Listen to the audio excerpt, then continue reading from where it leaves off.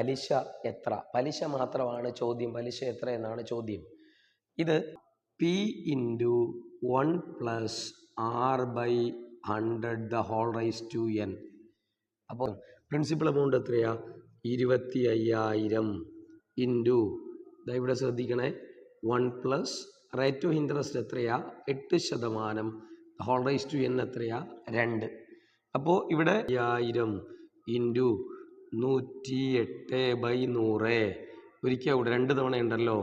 108/100 ശ്രദ്ധിക്കണം, എഴുതിയിട്ടുണ്ട്. വെട്ടിപ്പോയി, ഈ 0 ഇതും വെട്ടിപ്പോയി.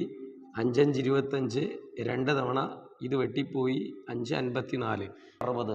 ഇത് മുതലും പലിശയും ചേർന്ന തുകയാണ്. ഇതിൽ നിന്ന് എന്ത് ചെയ്താൽ മതി? 25,000 രൂപ മുതൽ കുറച്ചാൽ നമുക്ക് കിട്ടും 614 4100 രൂപ എന്ന് കിട്ടും.